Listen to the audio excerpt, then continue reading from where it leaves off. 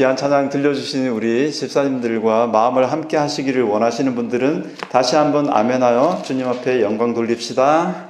아멘. 하나님도 함께 기뻐 받으셨을 줄로 믿습니다. 자, 우리 성도님들, 참 좋은 안식일에 사랑하는 성도님들과 함께 해서 좋으시죠? 네, 우리 좌우에 계신 성도님들께 따뜻하게 손 좀 내밀어 주시고 은혜 받는 안식일 되십시오 하는 축복의 인사 좀 하시면 좋겠습니다. 시작. 은혜 받는 안식일 되세요. 감사합니다. 자, 우리 말씀을 베드로전서 1장 3절로 시작하고자 합니다. 여기 좋은 말씀. 우리 주 예수 그리스도의 아버지 하나님을 찬송하리로다. 아멘. 여기까지 우리 성도님들도 다시 한번 읽어보시면 어떠실까요? 시작. 우리 주 예수 그리스도의 아버지 하나님을 찬송하리로다. 아멘. 자, 이 찬양은 베드로가 편지 서론에 성도님들께 인사말로 한 말씀이 되겠습니다. 근데 이 베드로 사도가 이런 인사를 한 것 자체가 소자는 너무너무 은혜로워요. 이유는 이 베드로가 예수님을 처음 주님이라고 고백했을 때 주님은 너 정말 복이 많다. 예수님을 주라고 고백한 건 너의 지혜로 한 것이 아니고 하늘 아버지께서 알려주셔서 그런 고백을 하게 된 것이다. 그렇게 말씀하시면서 바로 그 고백, 예수님을 주님이라고 고백하는 그 고백 위에 나의 교회를 세우겠다라고 예수님께서 말씀하셨습니다. 그러니 오늘 이 자리에 계신 모든 분들도 예수님을 주로 고백하는 가운데 이 자리에 계실 때 복받은 사람들이 되는 것입니다. 진짜 교회는 예수님은 나의 주님이십니다 라고 하고는 이 귀한 고백을 자주 할 때 건강해지고 자라나갈 줄로 믿습니다. 그러니 오늘 여러분들도 저와 함께 예수님을 나의 주님으로 고백하는 고백을 각자의 입으로 한번 하시면 좋을 것 같습니다. 예수님은 나의 주님이십니다. 시작. 예수님은 나의 주님이십니다. 아멘. 아유, 정말 귀한 고백들을 하셨습니다. 복 받으실 줄로 믿습니다.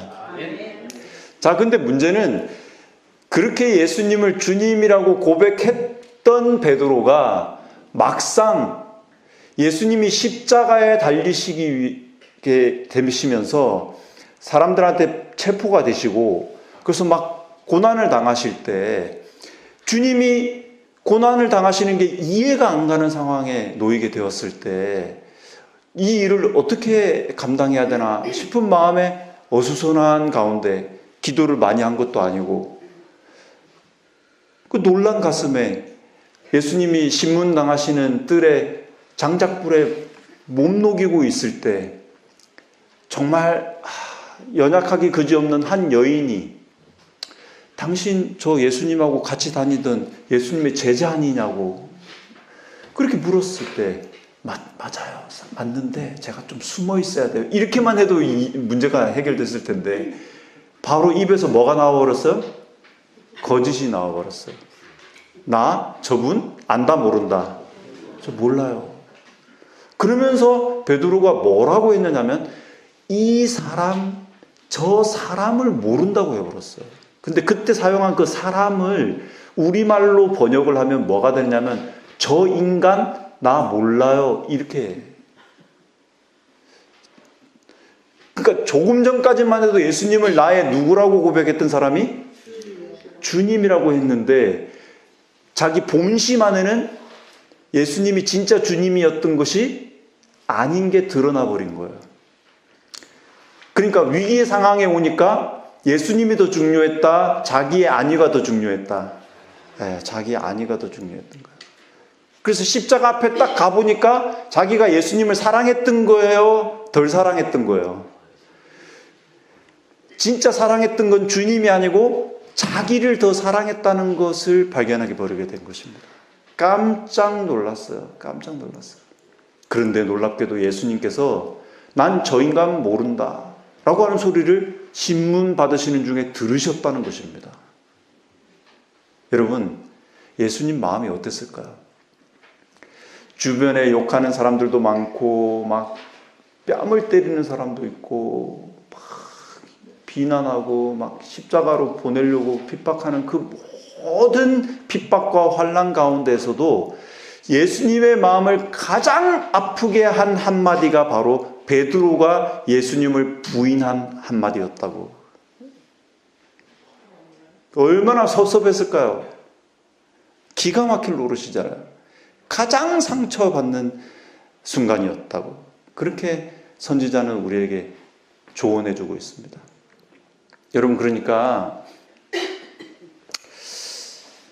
죄는요, 그냥 짓다가 안 짓고 회개하고 안 지으면 끝날 문제가 아니고, 주님에 대한 나의 생각이, 나의 고백이 예수님의 마음을 이렇게까지 아프게도 할 수 있다는 사실을 알 때 싫어지는 것입니다. 그래서 죄는 그냥 안 지으면 끝날 문제가 아니고 싫어져야 할 문제인 것이에요. 근데 우리는 죄가 싫기보다는 나한테 불이익을 가져다 주는 게 불편해서 안 지으려고 하는 것이지, 죄가 나한테 도움이 되면 타협하고 합리화시키고 양보해서 죄와 하나 되는 우리의 모습을 자주 보는 것입니다.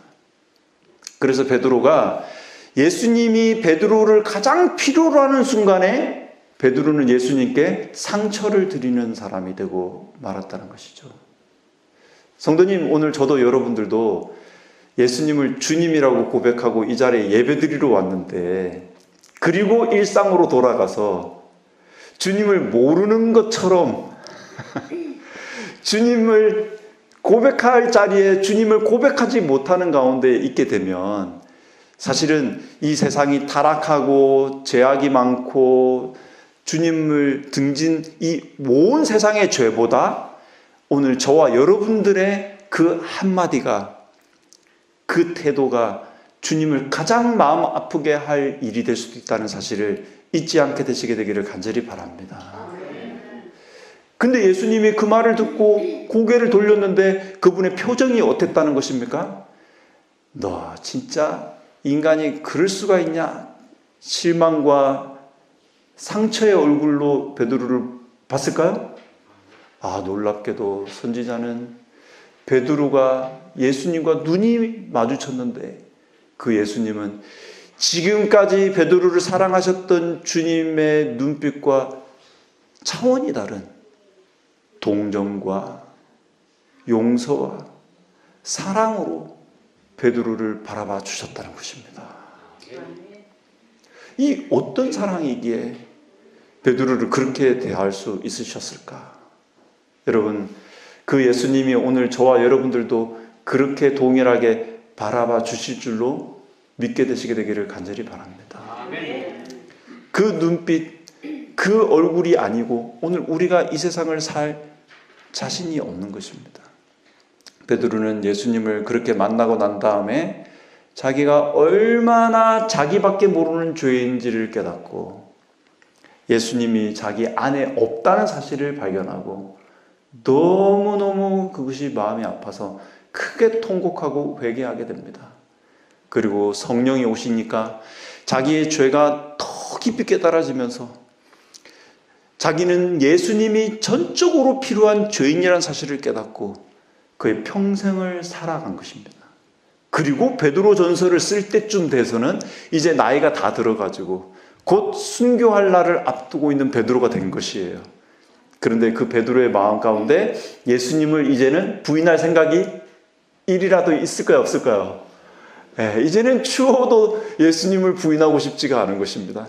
그래서 예수님을 나의 누구로? 주님이시다. 이렇게 고백하는 가운데 오늘 이 편지를 성도들에게 보내고 있으니 여러분, 이 얼마나 드라마틱한 장면입니까?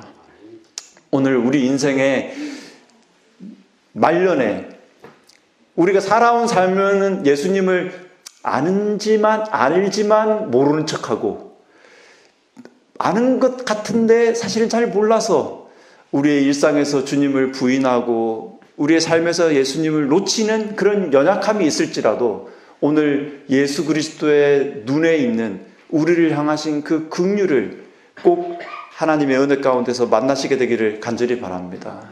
그래서 예수님은 나의 주님이시다. 예수님은 내 주님이시다 라는 고백을 부끄러워하지 않는 믿음의 백성들로 이 마지막을 살아가는 저도 우리 성도님들 되게 해주시게 되기를 주의 이름으로 축원드립니다. 그러니까 우리 입으로 예수님을 주로 고백하는 것은 두 종류인 것 같아요. 그냥 입으로만 말로만 고백하는 고백이 있고 내 힘이 아닌 전적으로 하나님의 은혜를 힘입어서 하는 고백이 있는 것 같아요. 그러니 오늘 저도 여러분들도 어떤 고백 가운데 있게 되기를 원하십니까? 하나님의 은혜를 힘입어 하는 고백 가운데 있게 해주시게 되기를 함께 사모합시다. 그러니까 관련된 성경절들을 좀 한번 찾아보면 마태복음에 예수님께서 아주 천청병력 같은 한마디를 사실은 하셨어요.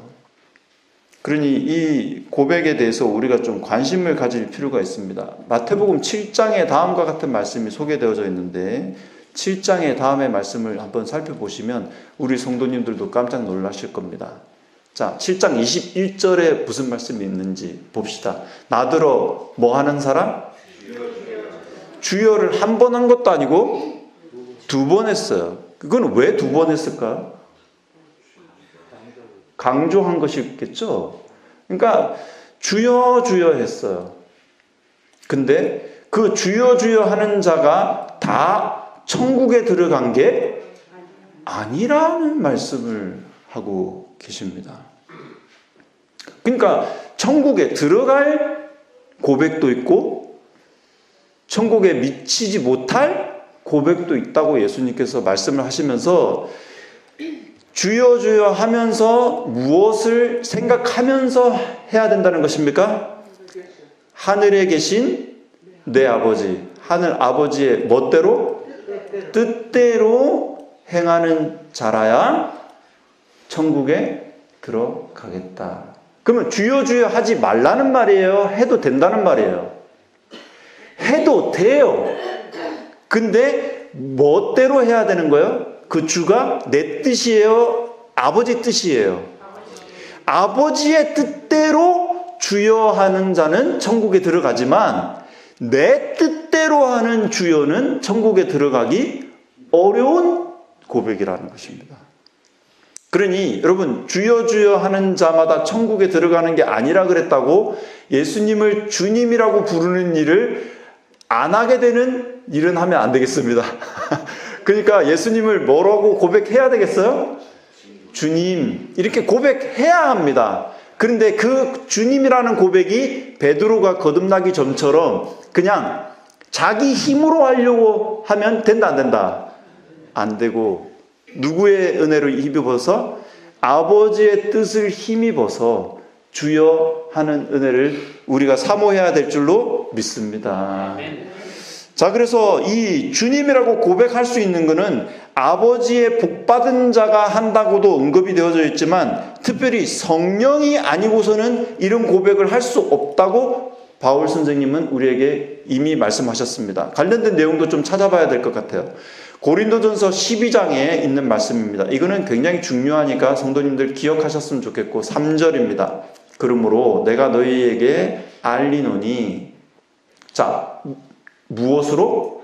하나님의 영으로 말하는 자가 있다고 되어 있습니다. 자 그러면 하나님의 영은 누구에 대한 다른 표현입니까? 성령님입니다. 자 성령님이 우리에게 말하게 하시는 사람이 있다는 것이에요. 오늘 그러니까 자의로 말하는 사람이 있고 우리의 말이 다 누구의 지도를 받는? 하나님의 영, 성령의 지도를 받는 경우도 있다 이 말이죠. 그렇죠? 그냥 오늘 저도 여러분들도 성령이 말하게 하시는 은혜를 사모하시게 되기를 간절히 바랍니다. 아멘. 자, 그러면 성령으로 말하는 자는 누구든지 예수를 뭐 할 수 없대요? 저주할 수가 없대요. 그럼 베드로는 그 순간 예수님을 저주하면서 부인했을 때 그의 마음 가운데 뭐가 떠났던 것입니까? 성령을 의지하지 않고 성령이 떠났던 상태인 거예요. 그러니까 우리의 입에서 예수님을 주님으로 고백하는 일에 있어서 인색함이 나온다면 그것은 지금 성령의 결핍 가운데 있기 때문에 생겨난 부작용이라고 보시면 되겠습니다. 그러면 오늘 우리의 마음 가운데 예수님을 주님으로 찾는 일에 있어서 인색함이 있다면 내 말 습관을 예수님을 주님으로 하려고 바꾸려는 우리의 노력으로 되는 일이라는 거예요? 안 된다는 거예요? 안 된다는 거예요. 누가 오시기를 구해야 될까요? 성령을 구해야 돼요. 성령님, 제 입에서 예수님을 누구로 고백할 수 있게? 주님으로 고백할 수 있게 도와달라고 기도를 해야 되는 거예요. 제 입이 예수님을 모른다, 부인하고 저주하지 않게 해주세요라고 회개하면 되는 것입니다. 그 다음에 있는 말씀은 같이 읽겠습니다. 성령으로 아니하고는, 시작. 성령으로 아니하고는 누구든지 예수를 주시라 할 수 없느니라. 아멘. 그러니까 오늘 저나 여러분들이 예수님을 주님으로 불러왔던 건 내 힘이었던 거예요? 성령의 은혜였던 거예요? 성령의 은혜. 근데 사실은 내 힘으로도 해온 거죠. 왜? 성령 아니고도 내 입에서 뭐가 나올 수 있으니까 예수님을 주라고 고백하는 게 가능하다고요. 근데 그거는 내 뜻이었기 때문에 하나님 뜻은 아니었다고 말하고 있는 것입니다. 자, 이게 굉장히 중요한 이야기예요. 교회를 다니면서 예수를 주로 고백하는데 그건 그냥 교회 다니면서 습관적으로 주워 들어서 입에 습관이 돼가지고 그렇게 예수님을 주라고 말하는 신앙도 있고, 그렇죠? 그냥 타성에 젖어서 예수님을 주라고 하는 입술도 있고, 아버지의 뜻을 따라 성령의 은혜로 말미암아 예수를 주로 고백하는 입술도 있다. 그러니 이거는 사람이 분별할 수 있는 영역이 아니죠. 누구만 아실까요? 하나님과 성령님만이 아시는 영역이에요. 그리고 우리가 그것을 분별할 수 있다면 축복이 되겠죠. 그러니까 오늘 교회에 와가지고 주님 어쩌고 저쩌고 어떻게 해주세요 할 때 그 주님이 그냥 내 뜻으로 불렀는지 하나님의 뜻에 조율되었는지를 하나님 앞에 돌아보실 필요가 있는 것입니다. 이게 굉장히 중요한 습관이에요. 근데 우리는 이제 익숙해지면 편하니까 그냥 입에서 나오는 대로 말하는 게 습관이 된 경우가 종종 있어요. 뭐 예를 들면 이런 겁니다. 장로님 우리 오랜만에 만났네요. 아유 반갑습니다. 언제 한번 밥 먹읍시다. 아유 다음에 만나요. 헤어졌어요. 그분이랑 밥 먹는다 안 먹는다. 왜 이렇게 잘하세요? 그건 진짜 밥을 먹자는 얘기예요. 그냥 인사예요. 성도들이 근데 거짓말 하면 돼야 안 돼요? 근데 왜 안 먹을 밥을 먹자고 했어요? 예? 그게 바로 이제 습관이 된 거예요. 습관이 된 거예요. 진짜 밥 먹을 거면은 어느 날 몇 시에 어디에서 우리 꼭 만나요 하고 약속하고 헤어지겠죠. 그렇잖아요? 이게 진심이 안 담긴 인사가 우리에게 습관이 되다 보니까 우리의 실제적인 삶에서 주님과의 관계에 있어도 우리의 기도가 습관적으로 나온다 아니면 성령의 도우심으로 나온다. 습관적으로 그냥 나오는 게 있어요. 주님께 그냥 습관적으로 그냥 약속을 해요. 예. 근데 깊이 생각했다 그냥 인사치레로 그냥 습관적으로 하는 거예요. 이게 주님과의 관계를 점점 좀먹어요. 대단히 좀먹습니다. 예. 근데 오늘 하나님께서 우리 방배 성도들을 큰 은혜와 사랑 가운데 인도해 주시고 계심을 믿습니다. 그래서 이제는 우리가 예수님을 주님 이렇게 시인할 때 습관적인 그냥 내 마음 내키는 대로 하는 고백이 아니고 이것은 전적으로 누구의 도우심을 받아야 된다? 하나님의 도우심. 성령의 도우심을 받아야 진심으로 하는 고백이 나오는구나. 이 사실에 겸손해지시게 되기를 간절히 바랍니다. 자, 그래서 그렇기 때문에 그냥 입으로 주여 주여 하는 자는 하늘나라 가도 주님을 다 성으로 부르기 때문에 하늘나라가 즐겁지가 않을 거다, 이 말이에요. 그러니 오늘 저나 여러분들이 예수님에 대한 호칭을 주님으로 고백할 때 전적으로 자아를 내려놓고 하늘의 도우심을 받는 우리 모두가 되게 해주시기를 함께 사모합시다. 자, 그러니까 베드로전서에 베드로가 우리 주 했을 때는 그냥 다성의 인사였을까요? 하나님의 도우심을 받은 고백이었을까요? 하나님의 도우심을 받은 고백이에요. 하나님의 도우심 받은 거예요. 자, 그래서 제가 한 예를, 여러분들이 너무나도 잘 아시는 예수님이 십자가에 계셨을 때 구원받은 강도 이야기는 다 아실 겁니다. 그때 이 구원받은 강도가 어떻게 구원을 받았는지를 자세히 연구해 볼 필요가 있어요. 근데 일반적으로 그 점을 주의를 기울이지 않고 지나가는 경우들이 되게 많습니다. 오늘 그거 하나 잡아드리면 시간이 다 될 것 같아요. 자, 누가복음 23장 41절에 있는 구원받은 강도 이야기입니다. 여기서 이제 하나 짚고 넘어갈 건데, 이 구원받은 강도는 십자가 우편에 있었을까요? 좌편에 있었을까요? 이걸 잘 아시네요. 보통 저도 어슬프게 들었을 때 우편 강도가 구원받았다는 이야기를 들은 적이 있어요. 누가 그랬는지 모르겠는데, 근데 성경을 다 뒤져봐도 우편인지 좌편인지 성경이 안 나와요. 근데 왜 우편 강도가 구원받았다고 알까요? 누가 그렇게 말을 했어. 그래가지고 우리도 그런 줄 알고 그냥 믿는데, 성경 다 뒤져봐도 우편 강도라는 말은 있다 없다? 없어요. 그러니까 그런 말 하시면 안 돼요. 아시겠죠? 그럼 뭐 어느 편이라 그래야 돼요? 구원받은 편 강도.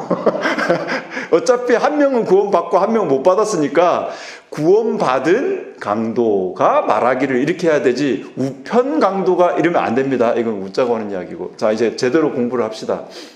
그러면 도대체 어떻게 그러면 그가 구원받았는지를 가지고 또 썰이 되게 많아요. 왜냐? 난 뭐 그냥 술도 먹고 교회도 안 다니고 그냥. 근데 죽을 때 이 구원받은 강도처럼 뭐만 하면 회개하고 예수님 저를 기억해 주세요. 이렇게 하면 뭐 받을 수 있을 것 같아요?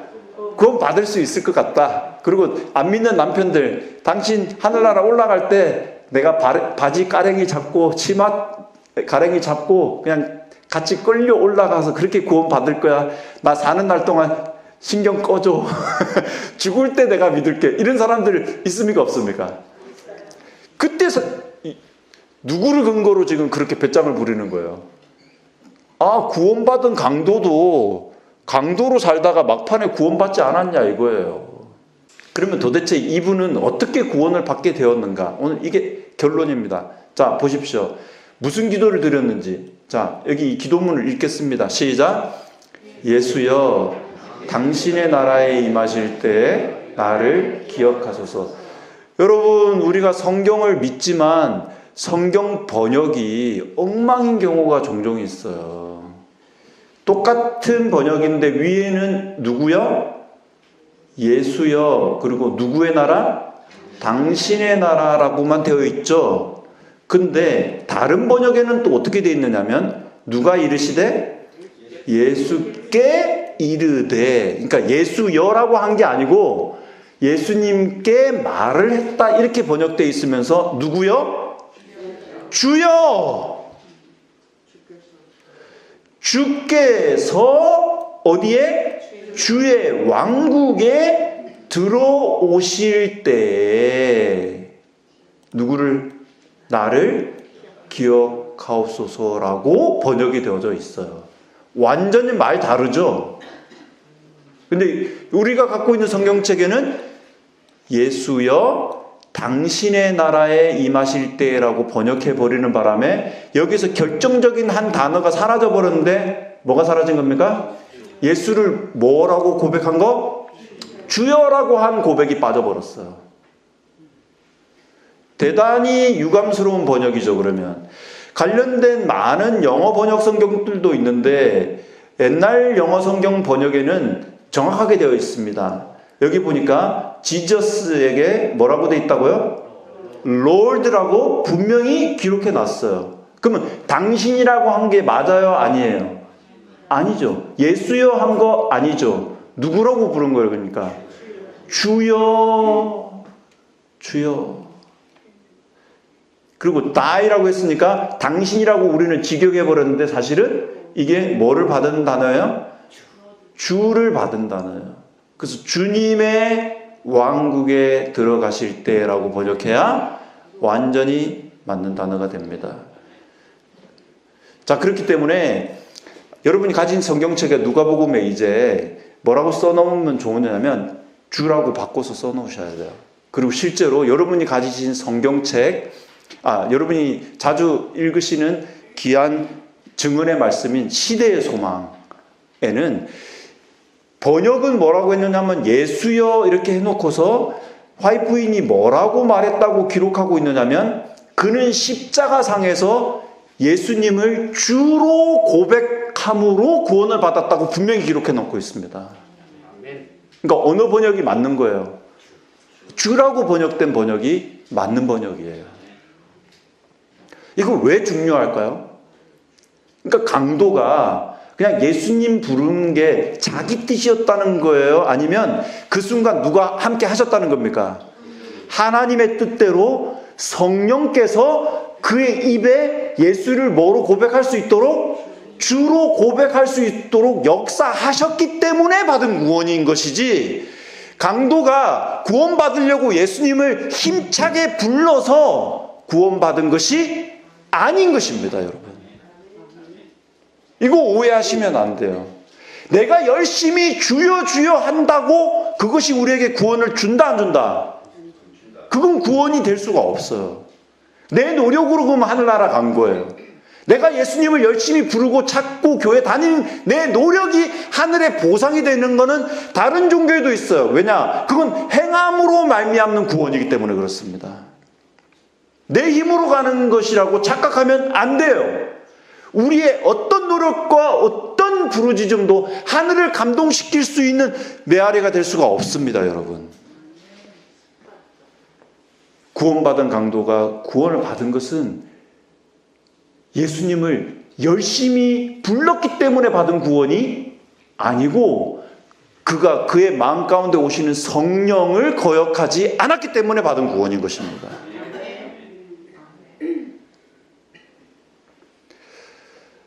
근데 오늘날 우리 재림교회 안에도 내가 열심히 교회 다닌 게 하늘에 무슨 조금이라도 보탬이 될 걸로 착각하고 다니시는 분들이 너무 많아서 너무 속상해요. 기도 많이 한 게 공로가 되는 줄로 착각하시는 분들이 있어요. 여러분, 예수님이 비유하실 때 바리새인과 세리가 기도하는 기도를 비교하신 장면이 성경에 나와 있어요. 기도 길게 한 거는 바리새인이었습니까? 세리였습니까?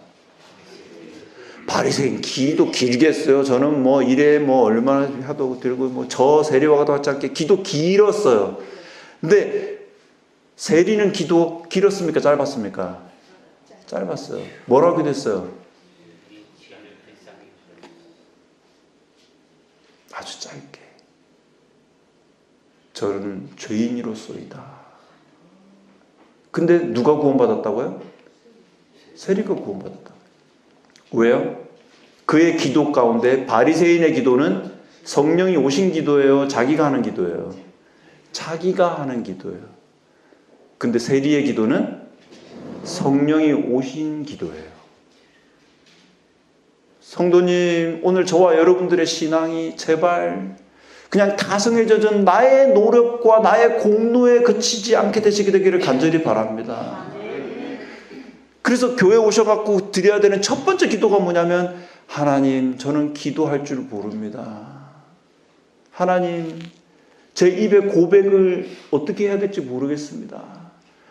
그래서 저에게는 약속하신 성령이 오셔야 하겠습니다. 성령을 보내주십시오. 오늘 나의 고백이 성령의 지도를 받는 기도가 되게 해주세요. 여러분, 이게 구원받는 성도들의 자세인 것입니다. 그래서 오늘 저도 여러분들도 구원받은 강도가 구원을 얻게 되었던 그 이유와 근거가 어디 있는지 배웠으니 여러분 잊지 않고 이 귀한 고백 가운데 있게 되시기를 사모하시는 저도 여러분들도 되게 되기를 간절히 바랍니다. 그래서 제가 이제 식당에다가 제가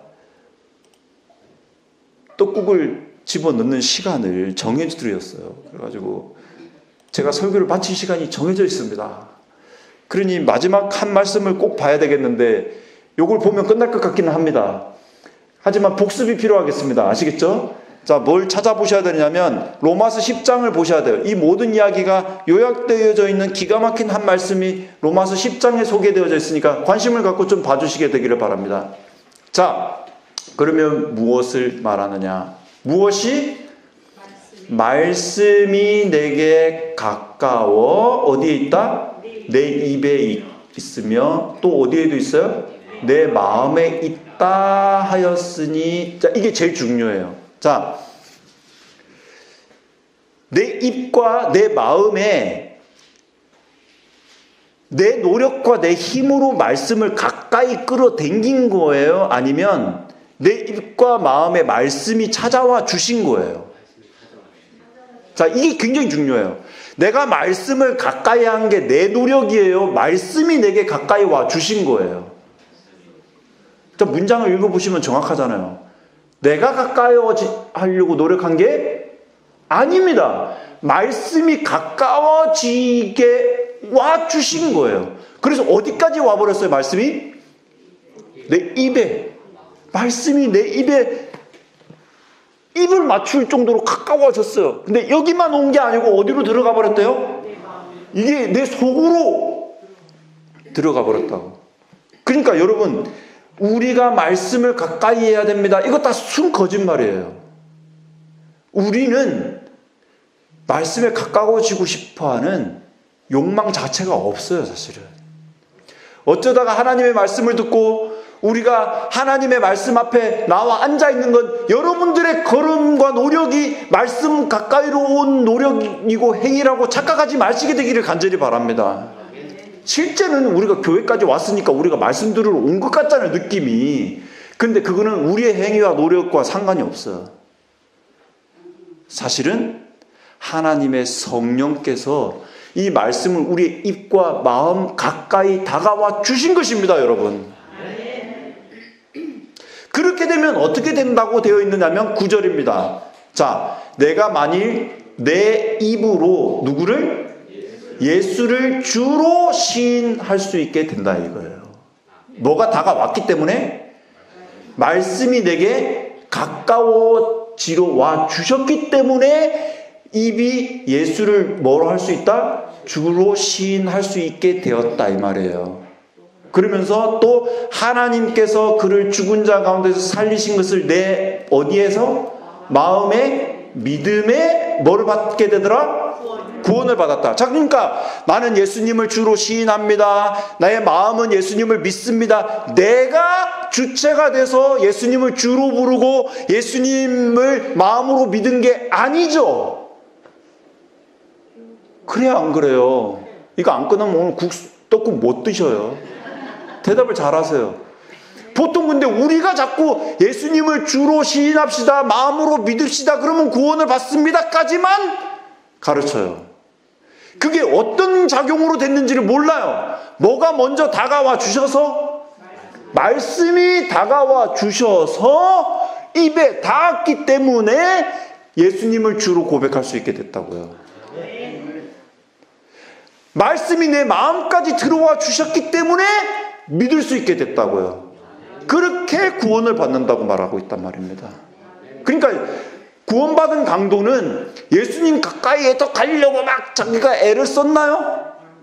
아니에요. 누가 와주셔서? 말씀이 와주셔서. 예수님의 말씀이 십자가에서 들려와 주셔서. 예수님이 십자가에서 뭐라고 그랬습니까? 저들이 하는 일을 알지 못합니다. 저들을 용서해달라고. 강도는 나서 그런 기도를 들어본 적이 없는 거예요. 자기를 밑에서 욕하고 핍박하고 십자가에 매단 사람들을 향해서 저 사람들 몰라서 저러니까 아버지 용서해달라고. 그런 기도는 하늘에서 내려오는 기도예요. 근데 강도는 구원받은 강도도 못 받은 강도도 옆에서 똑같이 그 말씀을 들었어요. 근데 구원받지 못한 강도는 그게 무슨 기도인지 못 알아들었어요. 그런데 구원받은 강도는 이런 기도를, 자기를 십자가에 못 박고 있는 사람들을 용서하는 사람은 도대체 누구실까? 그리고 마음 가운데 예수님께로 이끄시는 성령의 감동이 왔을 때 거절하지 않은 것입니다. 예수께로 이끌렸어요. 그러자 그는 죽기 전에 자기 생에 그동안 강도가 욕하고 사람 죽이려고 그러고 또 돈 내놔라 확 죽여버린다 이런 말만 했던 그의 입이 성령으로 말미암아 변화돼가지고 제가 당신을 나의 주라고 불러도 될까요? 라고 물어보게 된 것입니다. 저 같은 것도 당신의 종이 될 수 있나요? 라고 고백하게 된 거예요. 그러자 예수님이 뭐라고 말씀하셨어요? 너 내 종 해라. 그리고 너는 나와 함께 어디에 있을 수 있다? 천국에 같이 있을 수 있다. 천국 입장권을 그 자리에서 끌어준 겁니다. 강도의 입에서 뭐가 고백되는 순간? 주. 그게 그의 힘으로 했다고요? 아니고 말씀이 그에게 가까워진 걸 거절하지 않아서 받은 구원인 것입니다. 아멘. 의심의 여지가 없으시죠? 아멘. 그러니까 오늘 타성에 젖어서 하는 그냥 이렇게 대충 살다가 구원 받겠지 이런 믿음은 제발 십자가에 못 박히게 되기를 간절히 바랍니다. 아멘. 하나님의 은혜가 그분의 성령이 우리에게 오셔서 예수님을 나의 주로 영접할 수 있는 은혜로 구원을 받는 것입니다. 아멘. 오늘도 저와 여러분들 가까이 오시고 싶어하는 그 말씀을 오늘 저도 여러분들도 영접하시게 되기를 간절히 바랍니다. 아멘. 10절입니다. 같이 읽습니다. 시작. 사람이 마음으로 믿어 의에 이르고 입으로 시인하여 구원에 이르느니. 이건 내 노력으로 되는 게 아니에요. 이렇게 해 주셔서 받는 구원인 것입니다. 이 놀라운 구원을 우리 방배가 다 경험할 수 있도록 우리 하나님, 우리 교회에 성령을 부어 주시옵소서. 예수를 내 힘으로가 아니고 하나님의 은혜로 고백하는 구원받은 강도의 심령을 이 교회에 허락하여 주시옵소서. 아멘. 말씀을 마치겠습니다. 아버지 하나님, 우리에게 이렇게 큰 은혜를 베풀어 주셔서 정말 감사합니다. 아멘. 아버지, 우리에게 성령을 부어 주셔서 우리에게 주신 아버지의 독생자 우리 예수님의 이름을 부를 때 성령으로 부르게 하여 주시옵시고, 아멘. 우리 예수님을 마음에서 주로 모시고 고백하는 믿음이 될 수 있도록 이끌어 주시옵소서. 아멘. 아버지여, 우리 성도들의 한 주간의 삶에 복 주셔서 정말 감사합니다. 노년에 계신 어르신들이 많사오니 주여 그들의 걸음을 붙잡아 주시어서 넘어지지 않게 하시고, 몸에 자라고 있는 악한 병균들이 있으면 주여 물리쳐 주시옵시고, 건강하신 가운데 노년을 보내실 수 있도록 도와주심으로 하나님의 말씀을 듣는 이 자리에 건강하게 나오실 수 있도록 축복하여 주시옵소서. 아멘. 우리들의 기도는 우리들의 자녀들을 위한 것입니다. 우리 후손들을 불쌍히 여겨 주시옵시고 그들을 세상에서 건져내 주시옵시고 사단에게 속아 사로잡힌 우리의 자녀들을 하나님 앞으로 부디 이끌어내 주시옵소서. 아멘.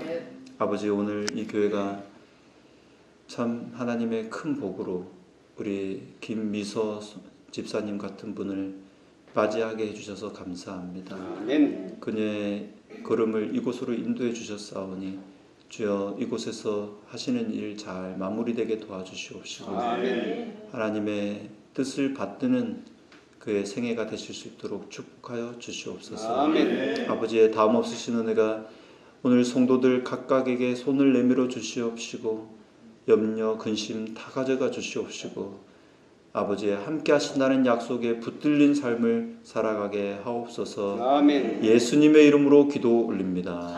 아멘.